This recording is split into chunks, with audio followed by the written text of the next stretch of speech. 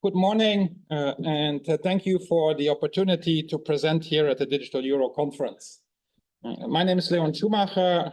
I do some advisory on the Digital Echo, and I'm also the chairman of Thaler, which is a technology, an open source technology that can be used for CBDCs or for commercial payments. But we are here at the Digital Euro Conference, so let's start. Oh, that's not mine. Let's start talking about the digital euro. So I think the first thing that strikes me when I see the marketing and propaganda that the ECB puts out is the fact that they don't hire a fact checker before they do that. Because they develop an online system where privacy is zero, and then they claim they have the highest possible protection of privacy available. Clearly, that doesn't go together. And then they plan an offline solution that mathematically cannot be secure. And they say, well, we have the greatest security of all. So I think there's a need for some fact checking.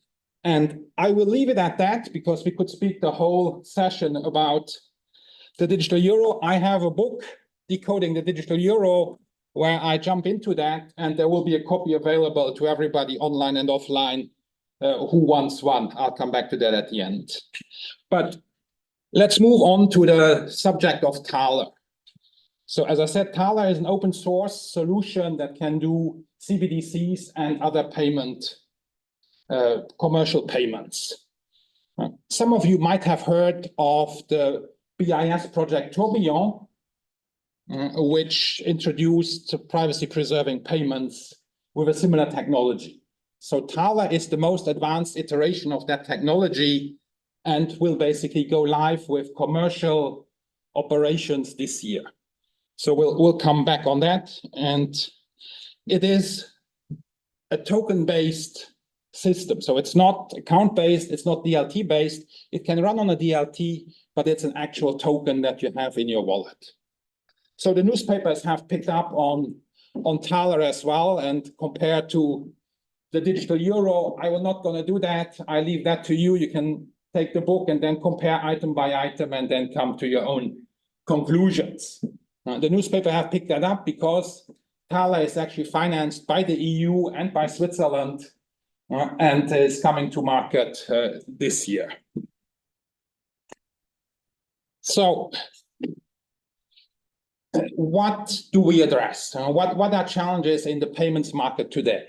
I think the first point that we have is that whatever you do, accounts are needed. You need an account. You want to do banking, you need an account. You want a credit card, you need an account. You want a digital euro, you need a digital euro account. It all works with accounts. And that makes things complicated because you need to register, you need to log in, you need to do multi-factor authentication and so forth. The second thing is, in all the current system, fraud is high and going higher. The expectations are that fraud will double. We are 30 billion now, and it's supposed to double in the next 5 years. This again brings a lot of friction and complexity due to that higher. Due to that higher fraud, more and more steps are introduced to fight the fraud. So soon we'll have 7-factor authentication and similar things that many people will not be able to use. And last but not least, we have data collection and mass surveillance, which is always part of today's solutions and for which account-based systems are perfect. So Thaler in a nutshell is token-based cash. It is actual cash. So the money is on your phone or in your digital wallet, the same as your cash is in your briefcase. There is no account, there is no ledger entry whatsoever. It all runs out of the wallets. That means you don't need to, as I said, register, log in, multi-factor authentication, and so forth, because the money is not tied to an identity. And so there's no risk of ID theft, none of that. The only thing that can happen is somebody steals your wallet, and then he can access your phone and you don't have a backup. That's the only risk you have. ID theft is not an issue. Because of that, you get a frictionless one-click experience. You can just say, okay, I want to pay, click, you paid. You don't need to scan your footprint and other things to basically do that. And it works both for fiat and cryptocurrencies. It offers guaranteed anonymity. So that's one of the big items in CBDCs. You can guarantee the anonymity of the spender. Now that scares every banker too, and every regulator. Anonymity, those are the criminals. Now, you can spend anonymously, but you cannot receive anonymously, meaning that the good things of privacy are maintained and the bad things of privacy are removed. So you cannot do tax evasion, you cannot do money laundering, you cannot do illegal stuff. And that brings together the best of both worlds. And I think that's one of the big advantages of a solution like Tower. Now, why would a consumer find a solution like that good? Of course, if they have Apple Pay, they have already a good usable solution.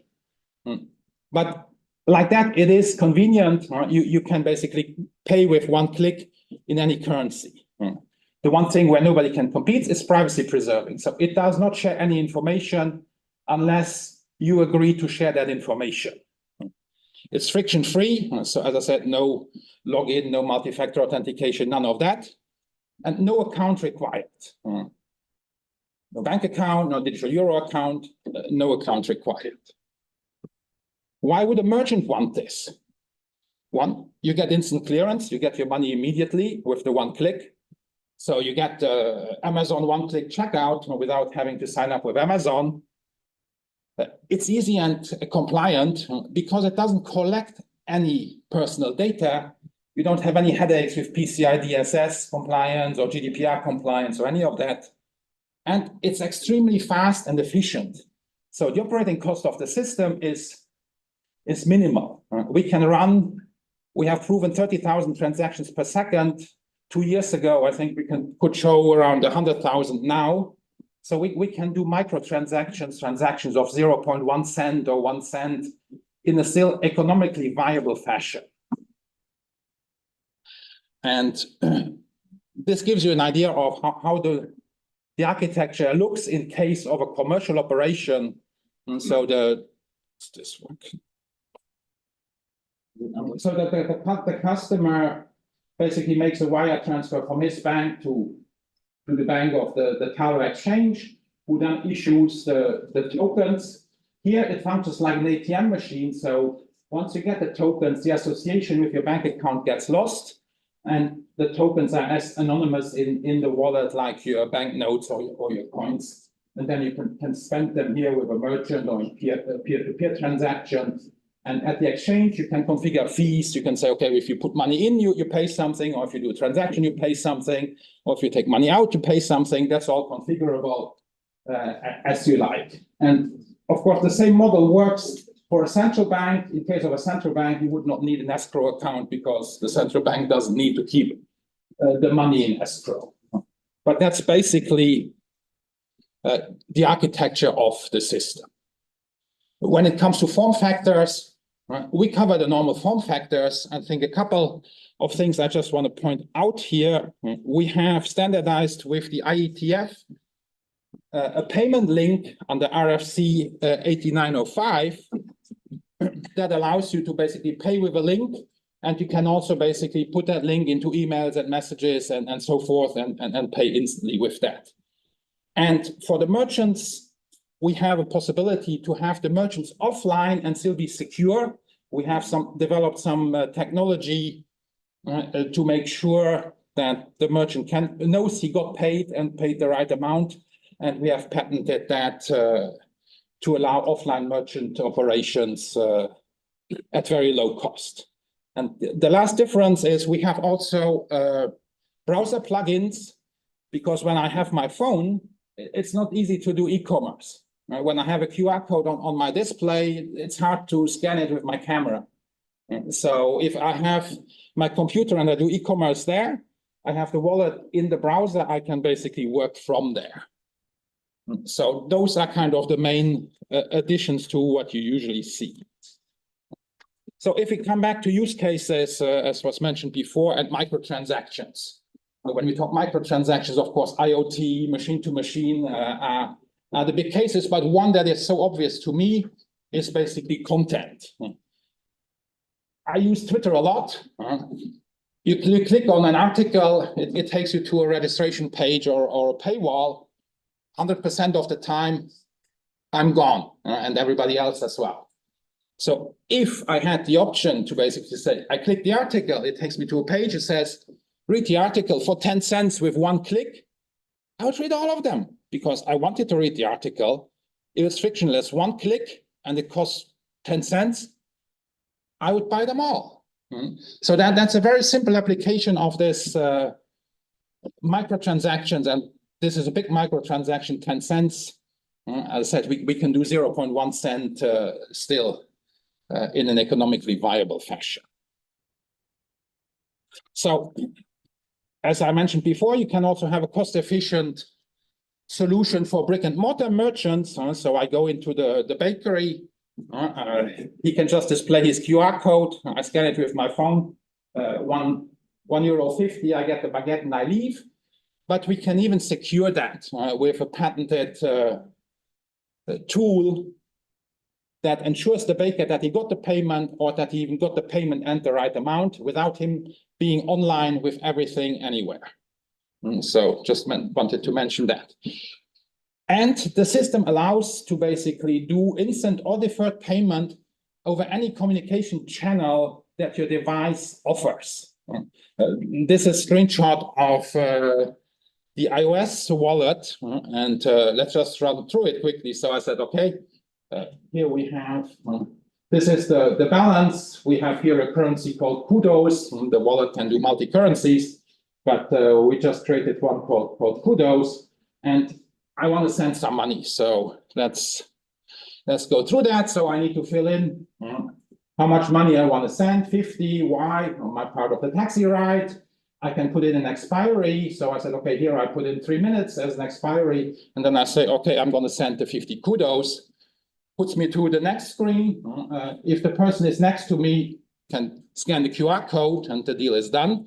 Let's say the person is now 1,000 kilometers away from me, so I cannot put the QR code in front of him. So I just say, okay, click share.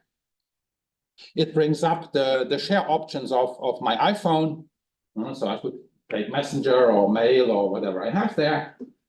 We'll take the mail option in this case. It populates an email. I just need to put in the email address, and I click send. And you can see here the amount was, the balance decreased by the 50. I have here a pending transaction because the other person just received the mail, so he hasn't clicked on it. I have a pending transaction here. And then the other person clicks on his link, and you can see the balance stays the same. The pending transaction disappears, and you can see the entry here as a permanent transaction for the money.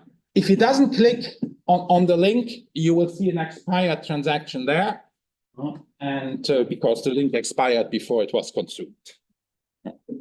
You can do the same thing on the browser wallet. This is the same on the browser wallet. So you can click send money. You enter the information again. Here it shows you the amount you send and the fees. That is configurable. You can decide if you want to show the fees or not. Then again, you have the option to basically show the QR code or copy the link. This would be the QR code. If we take the link, basically put the link into an email, put your email address in there, send it, and then I have here seen the highlighted item with waiting while it sees if it will expire or if the person will cache the link. So that's just to have a quick overview on what Thaler can offer functionality-wise with perfect privacy. Now, Thaler has earned some trust on multiple levels. The Swiss National Bank has issued a white paper on how to issue a CBDC that you can find on their website based on Thaler technology. The Austrian National Bank also published a paper where they showed Thaler as a potential digital euro solution. The European Union gave it a seal of excellence. The FINMA cleared it for launch in Switzerland. As I said, it is open source. It had code reviews of that open source, and the code reviews are also available on the website. So if you want to read all of that, even the code base, it's all there for you to take a look at. So what will happen next? When can you start using that? And we have 4 projects that are in the running here.